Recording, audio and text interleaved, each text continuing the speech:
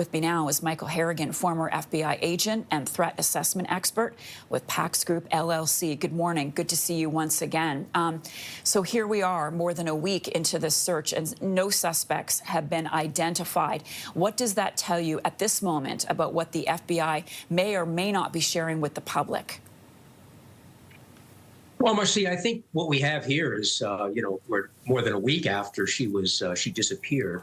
So behind the scenes, the FBI and the Sheriff's Department are grinding through a lot of evidence here. Forensic information from the laboratories are likely coming in at this point. DNA results are coming in, leading to other potential avenues to investigate, along with the great news coverage here and publicity on this case, which is likely spurring many calls from the public and tips, which are leading to other interviews and potentially other evidence collection on the part of the authorities. So there's a lot of work going on here behind the scenes. Now, the fact that they haven't talked much about this is pretty typical in these matters, because you have a woman here, a vulnerable woman, who is potentially, her life is in danger. She's being held, according to what we know, we believe, is that if she's being held somewhere, they have to be very careful in how they communicate and what they release to the public, because the number one goal here in all these cases is the return of this woman to her loved ones. That's paramount. The identification of the suspects in this could obviously are linked to this missing person, but that's really secondary to getting her home to her family.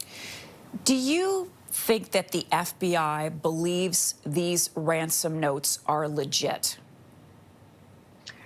You know, that's a hard thing to say. The Bureau has some very deep expertise in linguistics, and with experts that look at the behavioral side of this, that will be analyzing that note. I mean, some things in the note they're going to look at is when he referenced, certain aspects of the house or physical aspects of the exterior of the house, is to see if that information was generally available outside, either through media or through other publications, or that, somehow that information was already out there. Because they got to look at the authenticity here.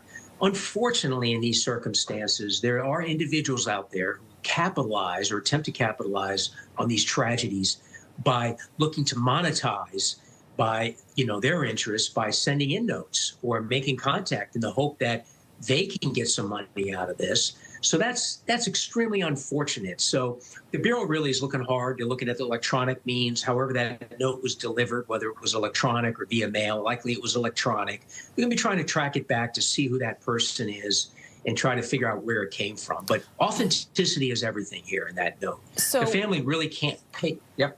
We're up against a new deadline today, 5 o'clock today, for ransom to be paid. What are you watching for with that deadline? What happens next? Well, I think what happens here with that deadline, now these deadlines, they have to judge whether they're hard deadlines, and there's a lot going on behind the scenes here. But really, in payment of ransom, you have to have some proof of life. You have to have authentication that that note came from the actual kidnappers.